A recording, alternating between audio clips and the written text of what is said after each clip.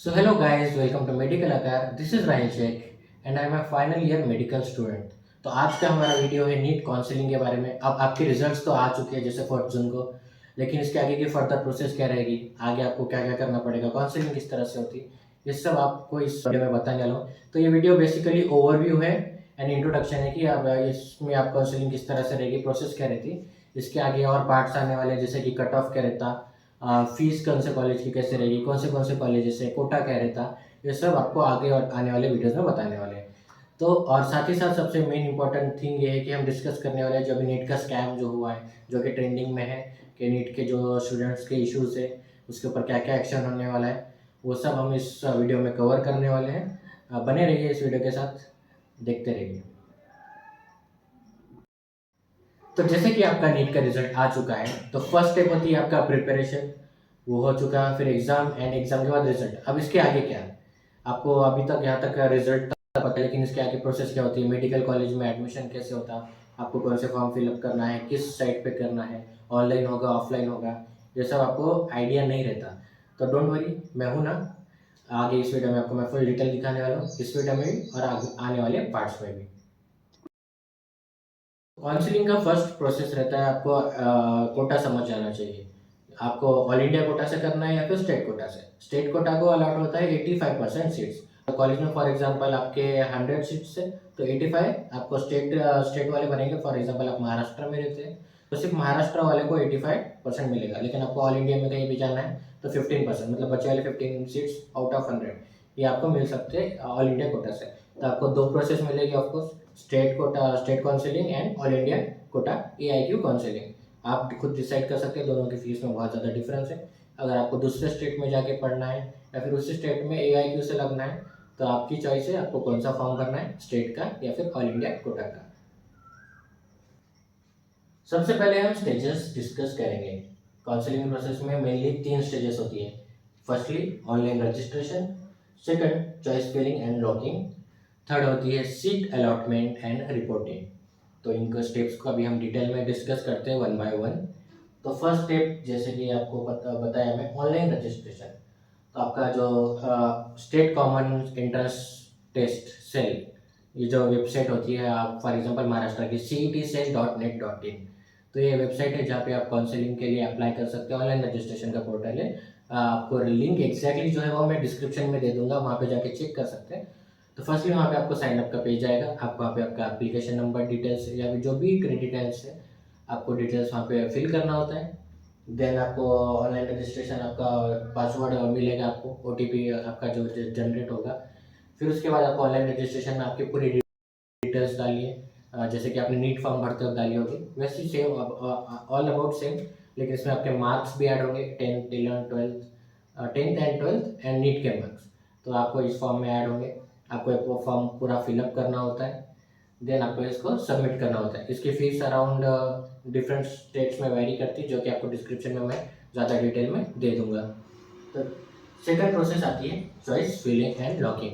मतलब आपने अभी ऑनलाइन रजिस्ट्रेशन कर दिए, आपको उसके बाद आएगी स्टेट मेरिट लिस्ट। मतलब आपका स्टेट के हिसाब से आपका जो रैंक है वो आपका डिसाइड होगा, और उसकी एक लिस्ट आएगी कि आप कितने नंबर पे है। फिर उसके बाद आपको चॉइस फिल करना होता है। चॉइस फिल में आपको डिफरेंट कॉलम्स दिए जाते हैं, उसमें आपको आपके पसंदीदा जो कॉलेजेस है, आपके मार्क्स के अकॉर्डिंग जो आप एनालाइज करते हैं, जो आपको कॉलेज पसंद आते हैं, आपको सीक्वेंस वाइज डालने होते हैं। प्रेफरेंस इस तरह से होता है कि आपने जो पहले कॉलेज डाला हुआ है, अगर आपका ज़्यादा मार्क्स है और कॉलेज के साथ आप क्वालिफाई होते हैं, तो आपका वो कॉलेज में नंबर लग जाएगा। तो इस तरह से आपको सीक्वेंस में डालना होता है आपकी डिजायर्ड कॉलेजेस के लिस्ट को। ये होती है online form choice filling and locking. इसके बाद आपको सबमिट करना होता है, आपके जो चॉइस है वो लॉक हो गए एंड वहाँ पे सबमिट हो गए।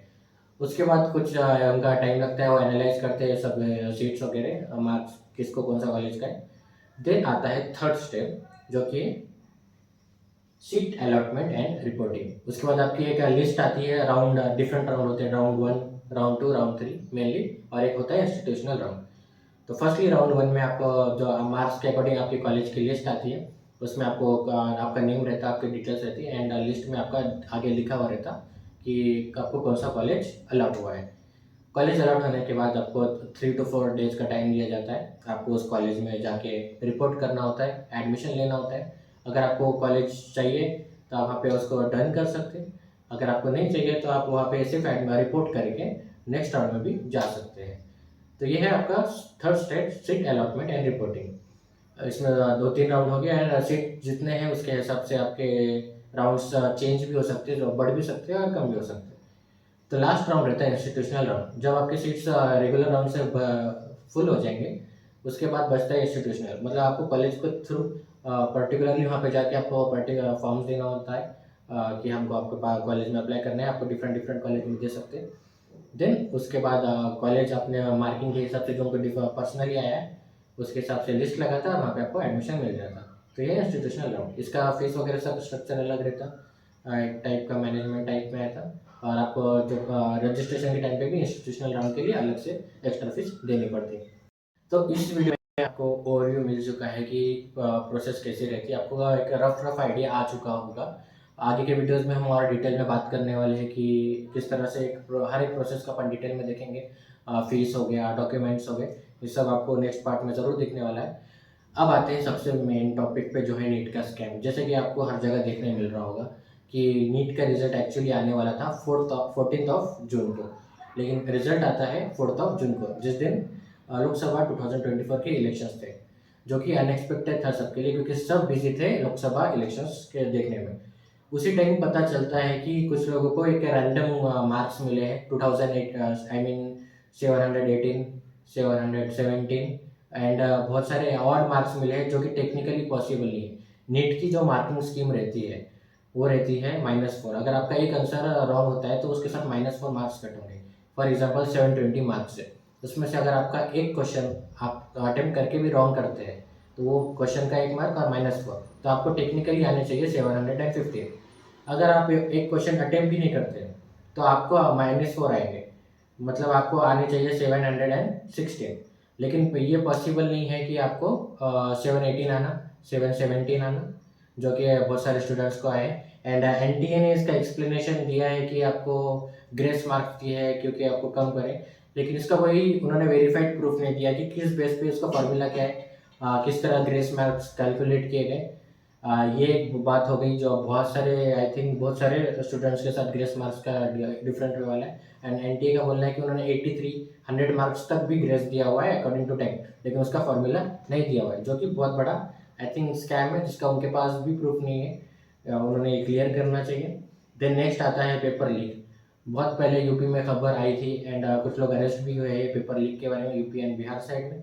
तो ये भी जो हार्डवर्क कर रहे हैं स्टूडेंट्स, मेहनत कर रहे हैं, उनके साथ एक तरह का से धोखा है, क्योंकि कोई अपना पूरा लगा देता है मेहनत, बहुत कुछ लगा, फिर अपना टाइम इन्वेस्ट करता है, अपना नॉलेज इन्वेस्ट करता है एंड एक उसमें पूरा अपने आप को झोंक देता।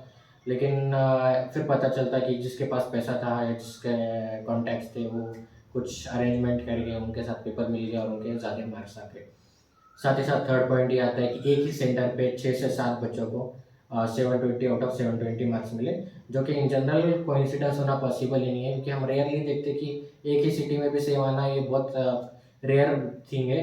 तो एक सेंटर पे इतने सेम आना ये भी एक डाउटफुल आता है, और बहुत सारे इसमें पॉइंट्स है जो कि होने चाहिए। तो अभी इसके बारे में अपडेट बता दूं, जैसे कि आप को भी पता होगा कि इस रिलेटेड बहुत सारे प्रोटेस्ट चल रहे हैं अलग अलग सिटीज़ में, एंड गवर्नमेंट से भी पूछा जा रहा है कि इसका आगे क्या है। बहुत सारे लोग रिकंडक्ट करने के लिए बोल रहे हैं नीट को, लेकिन आई थिंक वो पॉसिबल नहीं होगा, क्योंकि 25 lakh 24 lakh something students appear किए थे इस एग्ज़ाम को, तो ये पूरा फिर से लेना एक तरह से पॉसिबल नहीं है। लेकिन नीट एनटीए को इसके ऊपर एक्शन लेनी चाहिए, इसका क्लियरेंस देना चाहिए और फिर से इवैल्यूएट करके इसको कुछ सोल्यूशन देना चाहिए।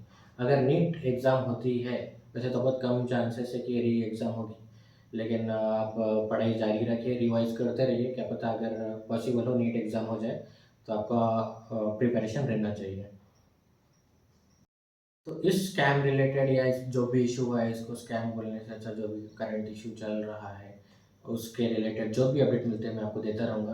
अगर आपको कोई भी क्वेरीज है नीट काउंसलिंग रिलेटेड, आगे की एडमिशन प्रोसेस, कॉलेज, कोई भी क्वेरीज हो, फीस कितनी रहेगी और रहेगी, एनी टाइम मैसेज मी। मेरा डिस्क्रिप्शन में आपको ईमेल भी मिल जाएगा, इंस्टाग्राम अकाउंट का आईडी भी मिल जाएगा, आप कभी भी मैसेज किए, कमेंट कर सकते हैं। आपको जैसे ही मैं फ्री होता हूँ, जैसे चांस मिलता है, आप सबको मैं रिप्लाई करूँगा। और लास्टली मैं बताना चाहूँगा कि अगर आपके नीट में बहुत कम मार्क्स आए, आप हार्डली क्वालिफाई हुए हैं एंड बहुत 40 मार्क्स पे, एंड अगर अगर आपको लगता है कि आपका नंबर कहीं और नहीं लग सकता, तो आपके लिए बहुत अच्छी अपॉर्चुनिटी है आपको प्राइवेट कॉलेजेस में एडमिशन लेने के लिए, चाहे वो महाराष्ट्र हो, यूपी हो, कर्नाटका हो एंड डिफरेंट स्टेट्स में। बस इस जो स्क्रीन पे नंबर दिख रहा है आपको कांटेक्ट कीजिए, आपको गाइडेंस भी मिलेगा एंड बहुत ही कम पैकेजेस में आपको मैनेजमेंट कोटा के थ्रू आपको एडमिशन कराया जाएगा। तो जो स्क्रीन पे नंबर दिख रहा है उनके पास कांटेक्ट करिए एंड आपको आई होप कि आपका एडमिशन करा के दे देंगे बहुत इजीली एंड लोएस्ट पैकेज में। एंड सब्सक्राइब कर दो, आगे आपको बहुत सारी डिटेल्ड वीडियोस आने वाली है, सिर्फ काउंसलिंग रिलेटेड नहीं, मेडिकल फील्ड है, जैसे कि मैं खुद मेडिकल स्टूडेंट हूँ, तो हमारे कॉलेज के वीडियोस आएंगे, देन हॉस्पिटल रिलेटेड वीडियोस आएंगे एंड ट्रैवल के तो ऑफकोर्स आने ही वाले हैं। इस साल का कैलेंडर मेरा फुल है, बहुत सारे वीडियोस आने वाले, तो सब्सक्राइब कर दो, नोटिफिकेशन क्लिक कर दो एंड यस, मिलते हैं नेक्स्ट वीडियो में।